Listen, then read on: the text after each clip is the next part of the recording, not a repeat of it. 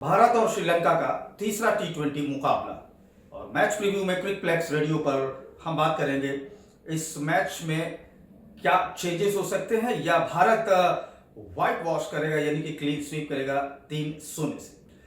सबसे पहले तो मैं इससे पहले कि मैच नंबर 3 पे बात करूं, आप देखिए पहले जो दो मुकाबले हुए थे उसमें भारत ने बहुत ही शानदार प्रदर्शन किया। पहला मैच 213 रन बनाए थे पहले बैटिंग करते हुए भारतीय टीम ने, जिसमें सूर्या का बल्ला बोला था, पंत का बल्ला बोला था, दोनों ओपनर ने कमाल किया था। और जवाब में श्रीलंका की बैटिंग भी अच्छी थी, ऐसा नहीं कि उन्होंने शुरुआत बहुत खराब की थी। एक समय तो लग रहा था 14वें या 15वें ओवर तक कह सकते हैं कि श्रीलंका मैच जीत सकता था, लेकिन अक्षर पटेल का वो ओवर जिसमें उन्होंने 2 विकेट लिया, वहीं से मैच का टर्निंग पॉइंट समझ में आया। हालांकि उसके बाद श्रीलंका के पास ज्यादा मौका नहीं था, 43 रन से वो मुकाबला हार गए। दूसरा मैच थोड़ा सा आप देखें तो बारिश का साया था और बारिश आई भी। 161 बनाया था श्रीलंका ने और ऐसे में लग रहा था कि थोड़ा सा 20 या 30 रन कम है, लेकिन उसके बाद जब भारतीय टीम उतरी और 1 या 2 ओवर का खेल हुआ था, उसके बाद बारिश का साया आया। हालांकि बाद में ये डीएलएस मेथड के तहत इसको रिवाइज किया गया और 8 ओवर में 78 का टारगेट मिला, जिसे भारत ने वो 7वें ओवर के दौरान ही पूरा कर लिया। एक चेंज देखने को मिला, संजू सैमसन आए थे दूसरे मैच में, यानी कि शुभमन गिल को बाहर बैठाया गया था। और ऐसे में ये देखना होगा जो मैच होगा तीसरा मैच यानी जो कल खेला जाएगा, इसमें भी बहुत सारे परिवर्तन होंगे। अब तक मोहम्मद खलील जो गेंदबाजी नहीं कर पाए हैं, वाशिंगटन सुंदर जो गेंदबाजी नहीं कर पाए हैं, शिवम दुबे जिनको अब तक 2 मैचों में मौका नहीं मिला है। हालांकि रियान पराग पिछले 2 मैच से खेल रहे हैं, मुझे ऐसा लगता है कि इन 3 खिलाड़ियों को जरूर शामिल किया जाएगा, खलील, वाशिंगटन सुंदर और शिवम दुबे। अब देखने वाली बात होगी कि ऐसे में सूर्या क्या फैसला लेते हैं।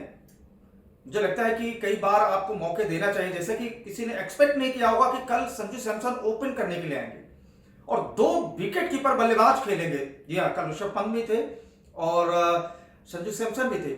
वैसे ये ट्रेंड चल चुका है दोस्तों, मैं आपको बताऊं, इंग्लैंड में देखें तो 3-3 विकेट कीपर एक ही मैच में खेलते हैं। जॉनी बेयरस्टो हो गए, जॉस बटलर हो गए, और ऐसा तो अब बहुत सारी टीमों में हो गया है। ऑस्ट्रेलिया के अलावा आप साउथ अफ्रीका में भी देख सकते हैं। एक दौर था जब आप विकेट कीपर स्पेशलिस्ट होते थे, लेकिन आज के दौर में आपको बल्लेबाज स्पेशलिस्ट होना पड़ेगा और विकेट कीपर बाद में होना पड़ेगा। तो ये कंपटीशन बहुत ही टफ है। श्रीलंका के दृष्टिकोण से मैं अगर बात करूं तो श्रीलंका भी चाहेगी कि उनके पास अविष्का फर्नांडो है, जो लंका प्रीमियर लीग में बहुत कमाल किया था। उन्होंने मोस्ट ऑफ द रन उनके बैट से निकले थे, यानी कि leading scorer of the tournament थे लंका प्रीमियर लीग के, और पिछले कई सालों से वो टॉप पे रहते हैं। उनको मौका मिल सकता है, जी हाँ, अविष्का फर्नांडो को। और साथ ही साथ एक और खिलाड़ी मुझे लगता है कि दिनेश चंदीमल, ये भी लंका प्रीमियर लीग में बड़ा कमाल किए थे, ये भी बेंच पे बैठे हुए हैं, तो शायद इनको भी बैटिंग ऑर्डर में थोड़ा शामिल किया जा सकता है। और ये देखने वाली बात होगी कि कल ये खेलेंगे, ऐसा मेरा मानना है। और साथ ही साथ दुनित विल्लेगे, ये एक यंग गेंदबाज है श्रीलंकाई टीम से, मुझे लगता है कि शायद इनको भी कल गेंदबाजी में शामिल किया जा सकता है। ओवरऑल आप देखें तो बैटिंग अच्छी रही है। पदुम निसंका अच्छा कर रहे हैं, कुशल मेंडिस अच्छा कर रहे हैं, कुशल परेरा अच्छा कर रहे हैं। तो अब ऐसे में ये देखने वाली बात होगी कि बैटिंग ऑर्डर में दिनेश चंदीमल को और अविष्का फर्नांडो को किसके जगह पे खिलाया जाता है, ये देखने वाली बात होगी जो कल मैच होगा। हालांकि बॉलिंग में ज्यादा ऑप्शन नहीं है।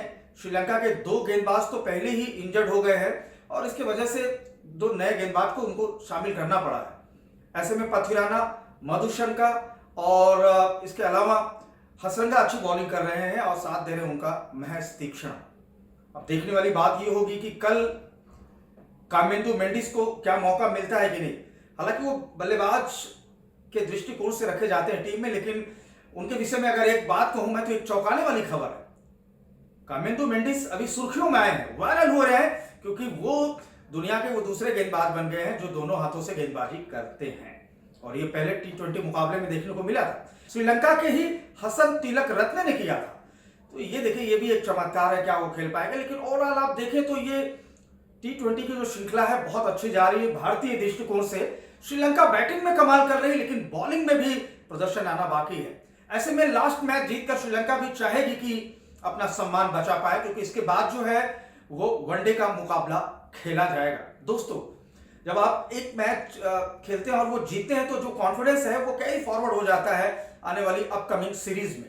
तो मेरा मानना है कि ऐसे में देखना दिलचस्प होगा कि आखिरी मैच कौन जीतेगा।